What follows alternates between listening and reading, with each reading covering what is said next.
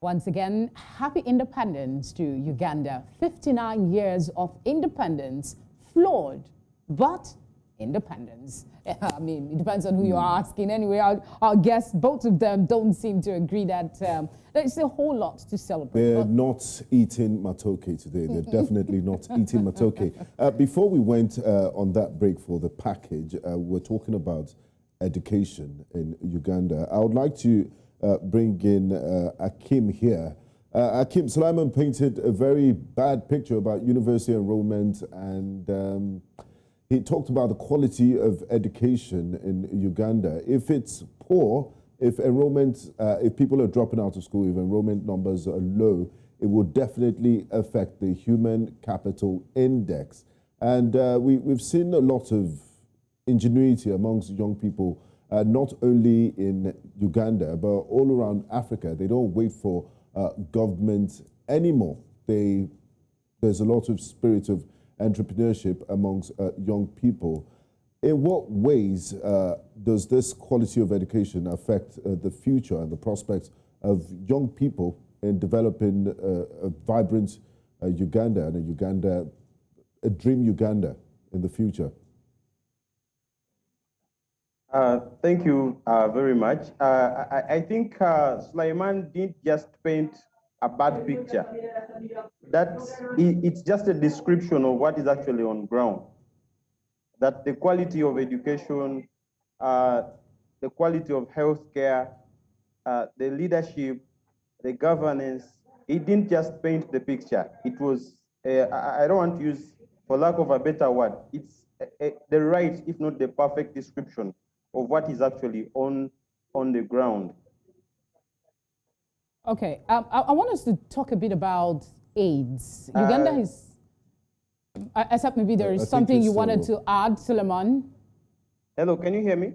Yes, we can hear you. I wanted us to move quickly because time is always an issue when you want to have a robust conversation like this. I want you to talk a bit about AIDS. We know that Uganda is one of the countries that depend heavily on AIDS, and you did mention the fact that it seems they are still lashed on to the apron strings of some of the former colonial masters. Do you see a time when Uganda will be able to pull away from this dependence on AIDS and grow an economy that will be at least have decent, independent enough to provide for the needs of the people? And be self-sufficient, yeah. There is that. Oh, is it that question for me or Akim? Yeah, Suleiman, I want you to take it on. Oh, I'm a big time critic of aid to African countries. I remember sometime when I was in the UK and I wrote articles for the Times London. I wrote one of the pieces around aid. I don't believe in aid because one, it removes possibility of independence on your part. You're already thinking about scratching back the person who are your benefactor. Then two, it tilts the balance in favor of the person who has provided it, the balance of power in favor of the person who has provided it. Then three, it doesn't help you streamline your priorities. The person who has provided resources will define how your priorities must be managed. Now, in the context of Uganda, after we went for the neoliberal approach to how we are managing the economy, we made ourselves vulnerable to be one of the biggest aid recipient countries in the world, not just Africa, but in the world. How can we get away from aid? That is possible because we have a lot of natural resources, we have a lot of capabilities, if we just exercise discipline. And that discipline will come from leadership which believes in that. It's a question of leadership that will face globalization, will face neoliberalism and hold it by the horns and say, no, we are not accepting this, we are going for this. No, we want this as a country and we don't want that.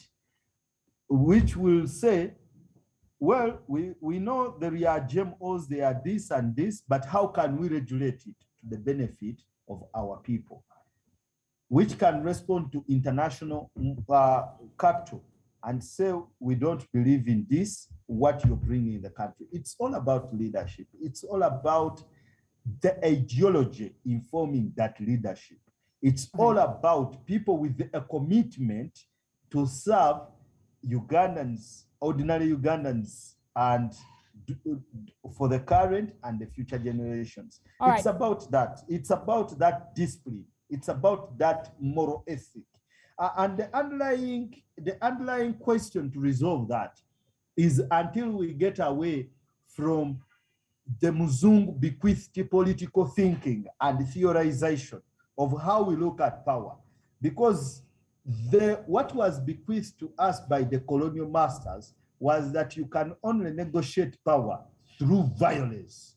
We are saying that you can still negotiate and get power by appealing to people through your ideas and what you exhibit as the person who is promoting these ideas. That is one of the ways through which we can get that proper leadership that thinks about the things the way I've pointed out there. All right, Suleiman, one way that, I mean, still, my mind is still on the economy and how we can look at how it can be grown for the people.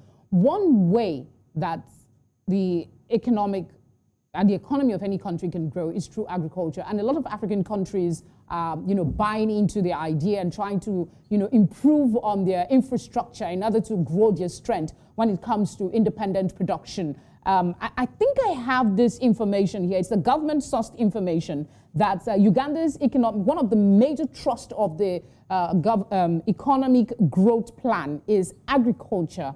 And the stats suggest that it employs about 64% of Ugandans and about 72% of all youths, highlighting the importance to household income growth. So from where you were sitting, let me bring this question to you, Hakeem. From your... No. But before you go to Hakeem, I want you to conclude that very thesis, that it's employing 60 of whatever percentage or 72% of the youth in the country. That's what they're saying. My question really is... Let's look at its productivity vis-a-vis GDP. Okay. Because most of those people employed in the sector are doing it on the subsistence level. It is subsistence. One of the articles I wrote in 2012, when they were looking at the new policy, the new agriculture policy, it was pointing out how the agriculture sector has in the recent years become extremely unproductive. Its contribution to GDP has been suppressed, has been diminished by other sectors. And yet the biggest part of the country is agrarian. The investment in agriculture is still minimal. One of the interventions government made was the Operation Wealth Creation, where they were making interventions through also things like nuts. But you can see that the corruption which harnesses and anchors the NRM establishment has not spared all those interventions. Money leaves the center to go to the countryside, and almost 80% of it disappears and is shared among the elites who are managing a particular project.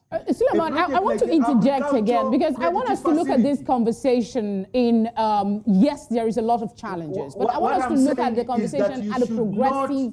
You should not feed off the government rhetoric as the gospel truth.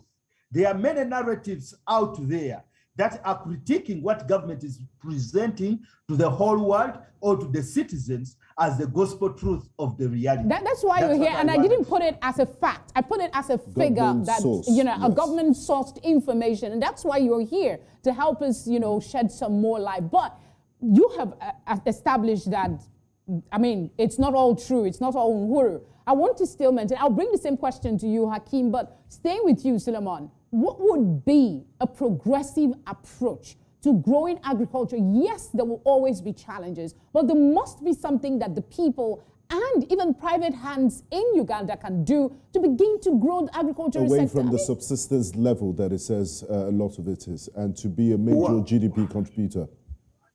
One of the ways to make agriculture sector more productive and make a big contribution to the GDP of the country, that is the country's growth and development, is one, investment.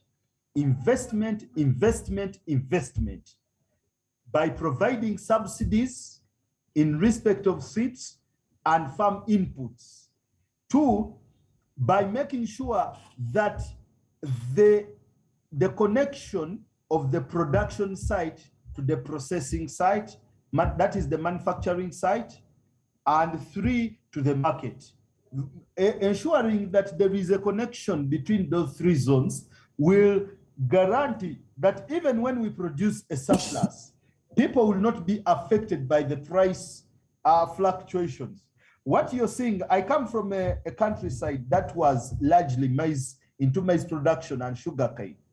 In the recent years, we've seen the price of the grain going down just because government has not put in place mechanisms of how can we deal with price fluctuations in case there is surplus production and accessibility to the market where people can get better yields from their harvests. In respect of sugarcane, it's the same thing. The same thing was happening. Why? Because there is no government involvement in the regulation of the market, in the provision of subsidies, in the provision of, in the guaranteeing of market availability in case people produce. Then three, the other ways to make agriculture productive is by providing for the diversification in the economy. We need to develop the manufacturing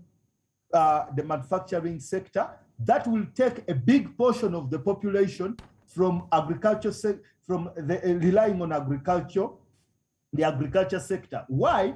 If you have a big portion of the population relying on agriculture, the productivity will be low. Why? Because the land is fragmented. Instead of doing large-scale agriculture, you have many small holders, farm holders. And those small farm holders, right now, the way I've observed this government, it does not have capacity to make sure that all these small farm holders have access to incentives for the sector to be more productive. So those are some of the things that I think need to be worked on. As opposed to what they are doing, they have reformulated the enclosure movements which were in the UK and leading into the Industrial Revolution, where they are doing massive land grabbing. I'm right now representing around 3 communities from the countryside who are repressed from their land, and government set up a cement factory. But these were people who were lying on that land to live.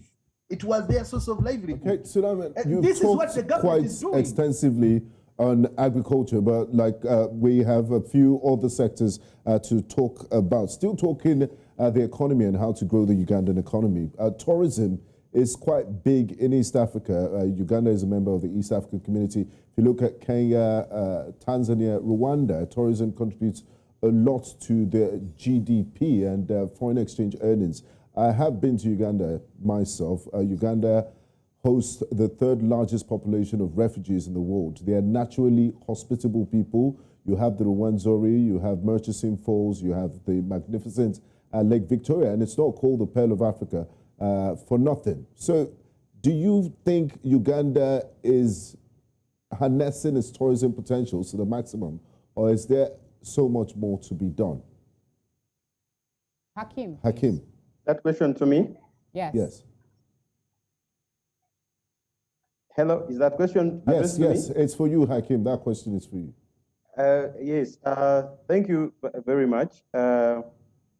I think Uganda is really not, Uganda is endowed with a lot of natural resources, tourist attractions, among many others. We have some unique wildlife that is only in Uganda, not only in Uganda, but a few that actually in Uganda and not in the other countries.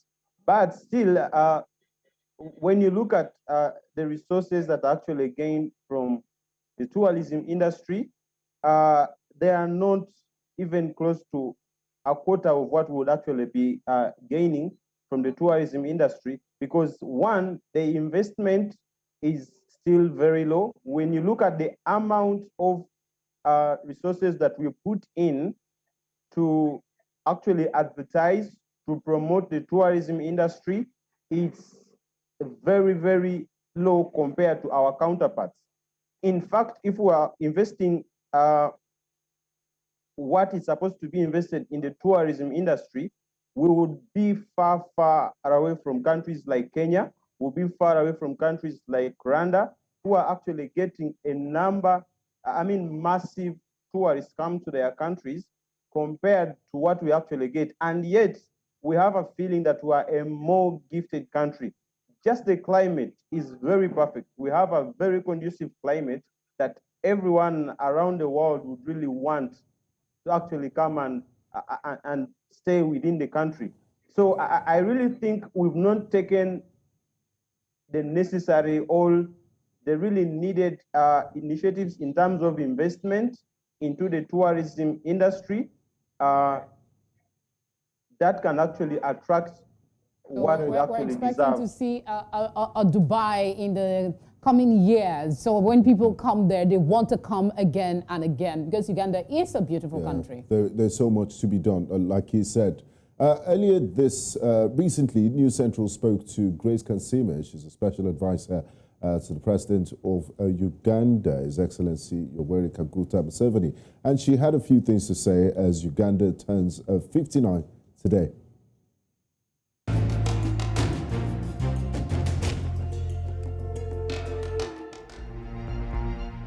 Uganda is actually like the best country in the world. Recently, when what were the recent games? Commonwealth Games. The commentator said that Uganda is the most friendliest continent, the most beautiful country in the whole world that anyone would love to visit. Now, he gave a perfect description of Uganda. By nature, we are gifted by God. God has gifted Uganda by nature. The animals, the landscape, the vegetation, the rivers, the lakes, the food, name it all. And I think it is one of the biggest contributors to the government GDP, tourism. Although I must say we have not exploited our full potential as a nation, and the president has come out strongly with his team and is mobilizing every Ugandan to look at that sector and make it much more prosperous than it is right now. There is so much to see, there is so much to enjoy. And if someone came, they would expect to see the mountain gorillas that you will not find anywhere in the world. They would expect to see the biggest population of lions, of elephants, of leopards, of tigers, giraffes, and everything that pleases the eye. The best fish, the tilapia, that is found only in Lake Victoria and in Israel. And the friendliest people. Uganda is one place that you walk in as a stranger, walk in as a refugee, and you will walk out as a friend. And let me tell you, we are, I think, the second in the world with the best refugee policy, where people walk in as refugees, and the policy allows them to do business, and they are accorded pieces of land to start their own lives until they're able to go back. And so I can say, welcome to Uganda. Karibu.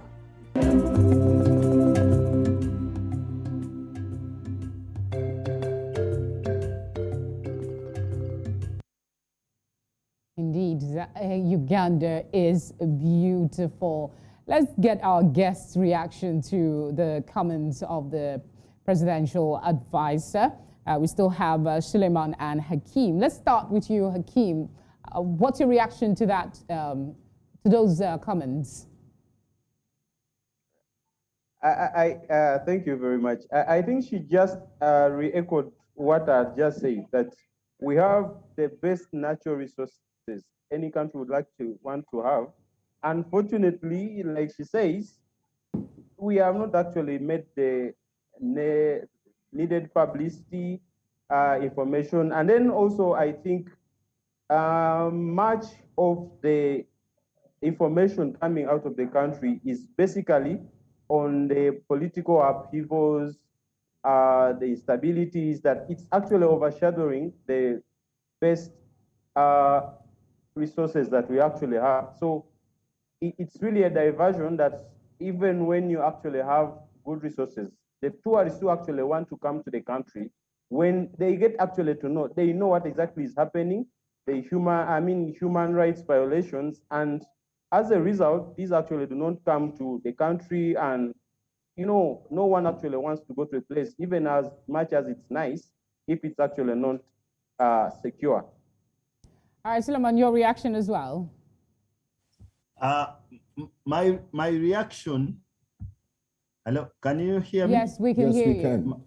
When the lady made a point that the contribution, whereas tourism has a very important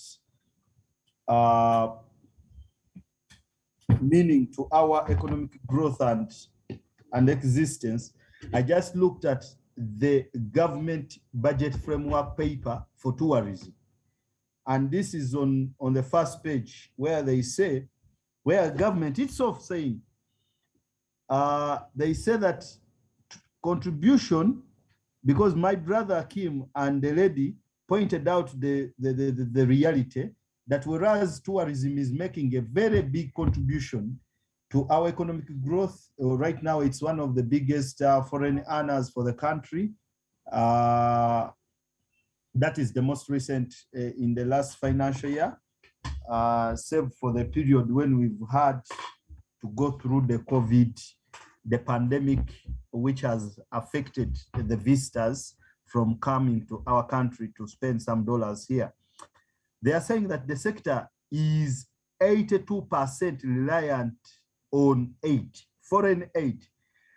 Summing up, and they are saying that the government of Uganda provides only, in the year 2020 financial year, it provided only 181 billion for the to fund the sector. Of the 181 which government provided, it spent 32 from our national treasury. Then 148 came from donors. This reality shows that government is not spending on the sector, even when we've seen its potential. Right. It's employing a big percentage of the population, which is around 6.7%. That is not a small thing. It has potential of becoming the biggest earner for our country, and that is largely attributed to our natural scenery. There are many physical features that can attract people to visit the country. We are a good country with, she has pointed out that we are the second of one of the best in receiving refugees and everything. We have a very good progressive refugee policy. So I think we are not doing much to get to seize this potential. That's what you're saying. All right, Grace Kasime is a woman, and she obviously has this sense of pride of being a Ugandan citizen. I want to ask you, Hakeem, what's your assessment of women's involvement in governance and politics in Uganda since independence? Would you say there has been an improvement? I'll get your reaction quickly after we watch this.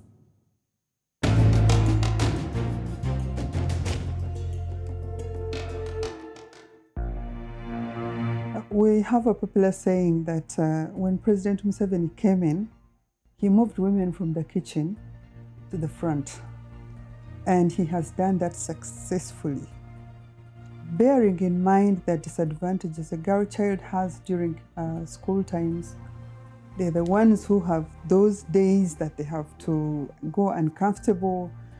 And so that has been taken care of. They have other disadvantages which have been also taken care of. When it came to parliament, we were having a stiff competition with the men. And so government has created a special position for women, district women members of parliament. And as far as we have come, the biggest number of women in parliament has come in during the President Museveni's time. Recently, our cabinet has increased to, I think, 48% women. Our Prime Minister is a woman, Honorable Nabanja. Our Vice President is a woman. Our First Deputy Prime Minister is a woman. Second Deputy Prime Minister is a woman. Third Deputy Prime Minister is a woman. Deputy Speaker of Parliament is a woman. And so many other key positions. And the ladies are doing us proud. They are doing well.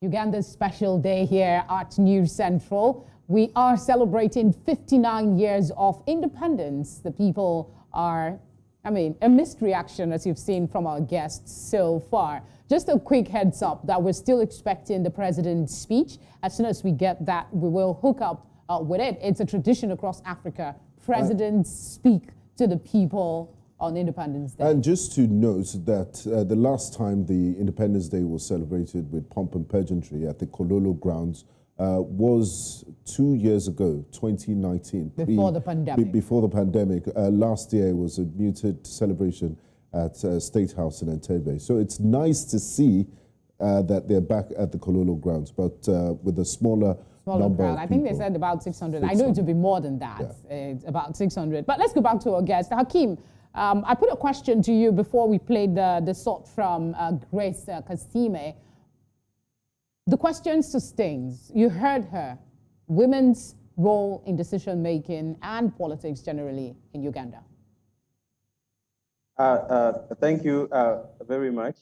I've actually listened to what the presidential advisor says, and it is very true. Indeed, it is very true. The number of women, for instance, in parliament has actually increased because of elective posts that were put. Like every district it's a must for it to have a woman representative for every district and for every municipality or city. So it automatically brings them directly as women, in addition to those who can actually compete for other posts that are actually also attracting men at the same ground. That is okay, and there's no dispute about that. But my issue is, in as much as we have women in most of these elective posts, in most of these government institutions, in the judiciary, in parliament, in the executive, my question is, what is their efficiency? What are they actually contributing? What is their level of empowerment?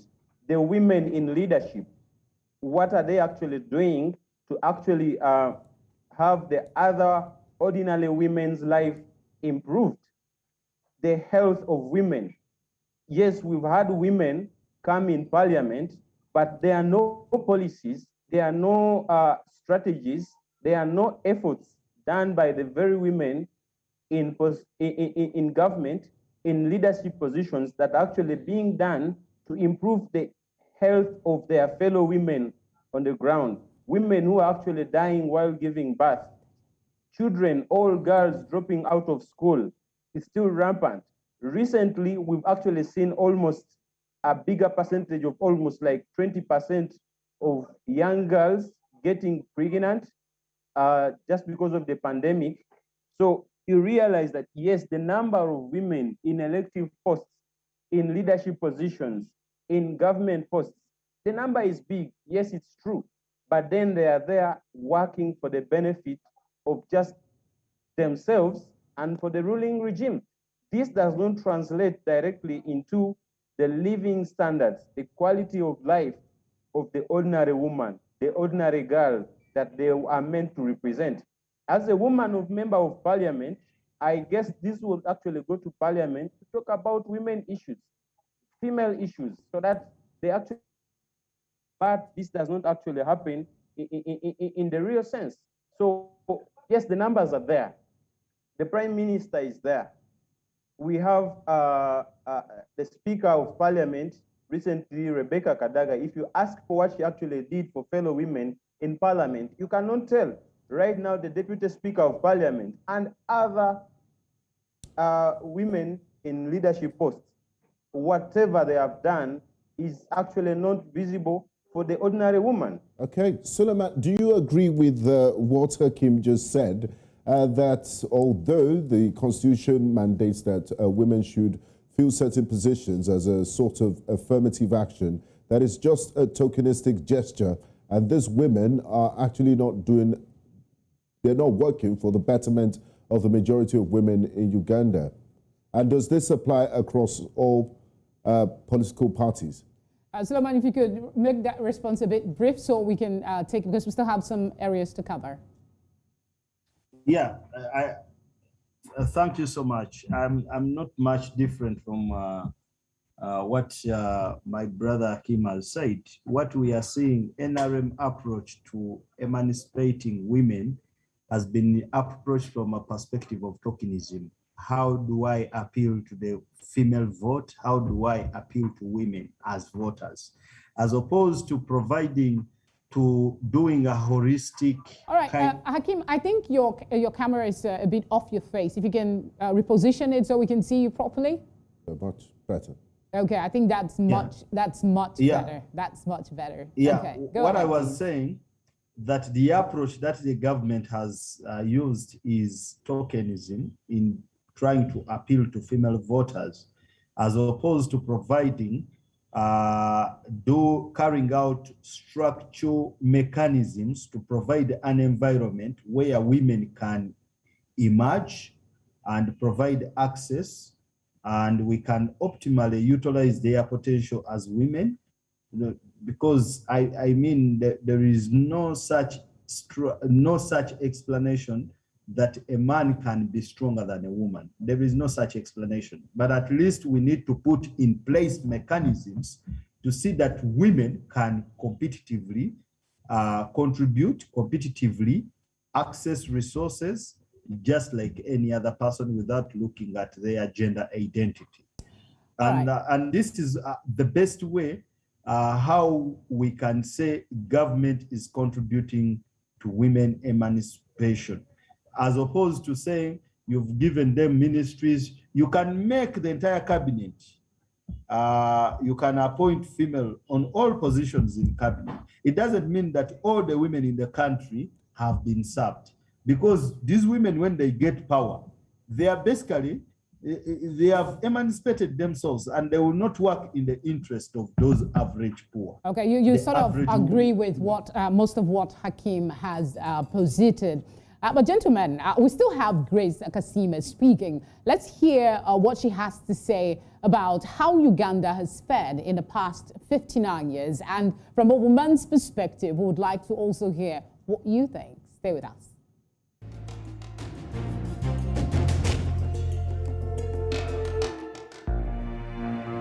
Uganda has done very well in the last 30 years.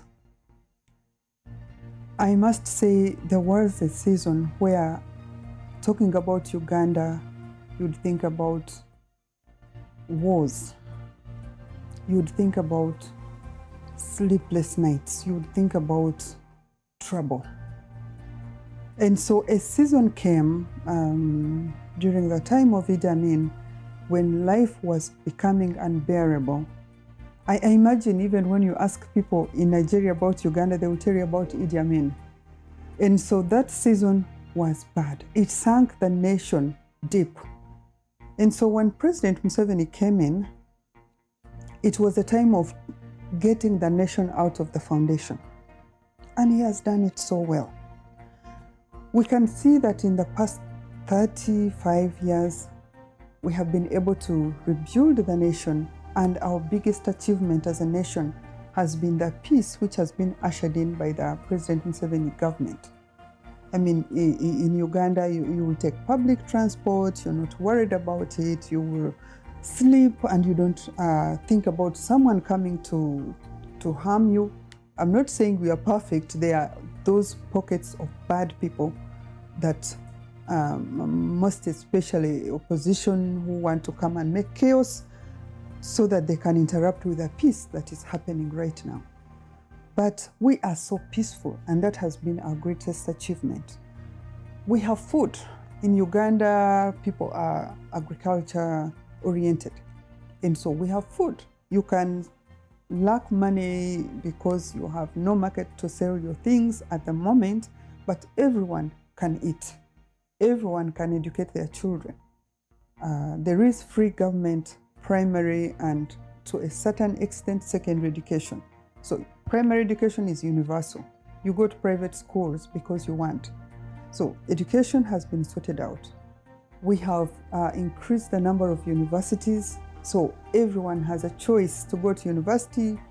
And the project that is currently taking on the government lion's share of the budget in education is the technical education, where most of our technical institutions have partnered with foreign universities and technical institutions to award world standard certificates. And so that is very big. Students are being skilled in all sorts of areas to the world standard. I must say we have seen an expedited growth in our oil sector, more than it has been in the past. And so soon the government will be able to produce oil and sell. All the foundational works have been done. We can see so many industries coming up, most of the things we are producing on our own. And you must know there was a saying that coined by a Uganda social media activist that the multi-billion COVID industry, I don't know what they meant by that, has been put down by, how much is that in Naira? 1,000 chua. We have been able to produce these things that help us as a nation. We produce much of the things that we need right now, and we continue to expand. So I can say from the time of our founding fathers during the independence up to now, we have no turning back position.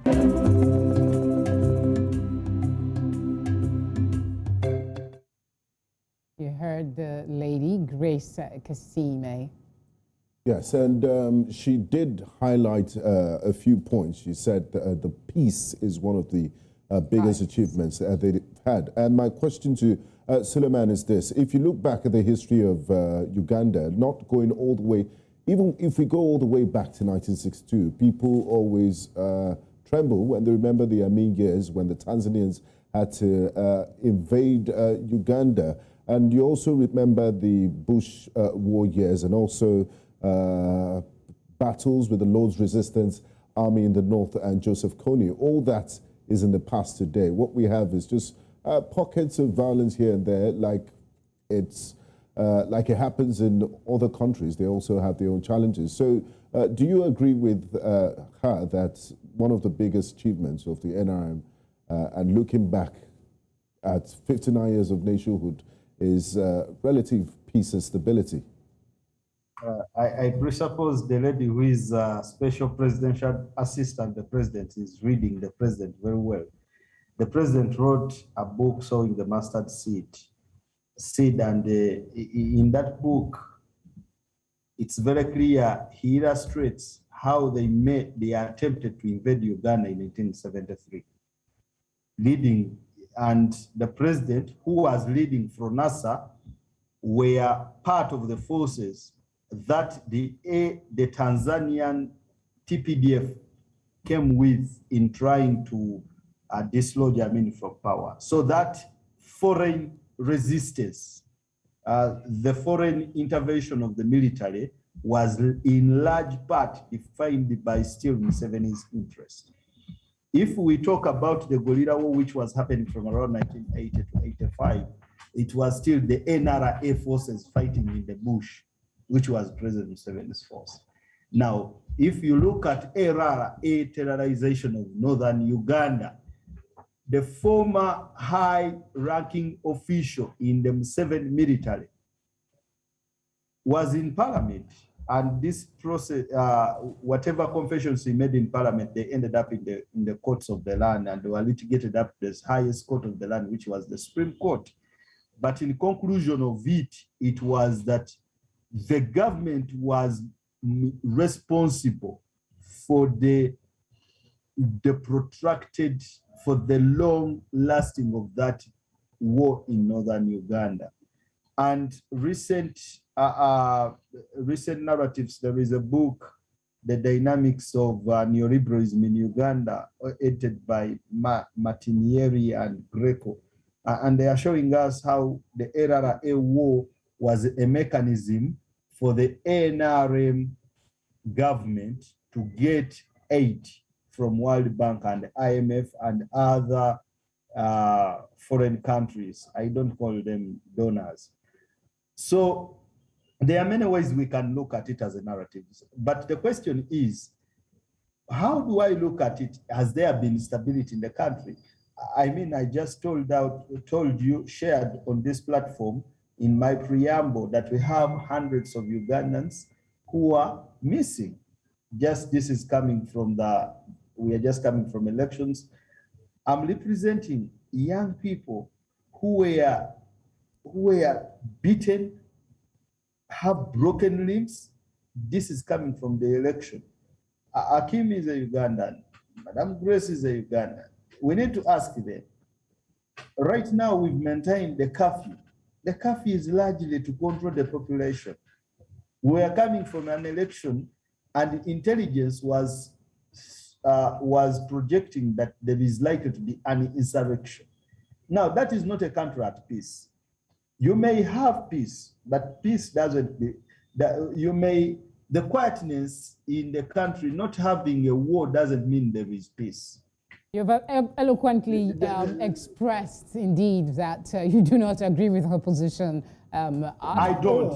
Yes, you definitely do not. The opposition, and let me tell you this, the Honorable Chagulanyi, who was the leading opposition candidate in the elections, he was made, the military occupied his home, they confiscated his phones, and he was not able to access his lawyers for the first 5 days after elections. Up to now, he's not allowed to visit the countryside.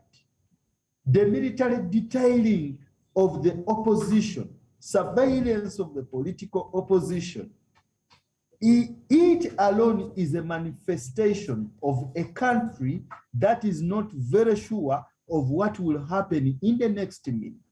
Until we resolve the questions of governance, until we resolve the question of the cake, you cannot talk of peace. The elites, including some of us who even don't belong to the consensus of the regime, we are not scared, we are not happy. We have built high rising walls around our homes for fear of being attacked by the neighbors. Is that peace? We need to be honest and have a frank conversation, as opposed to going through issues as motions.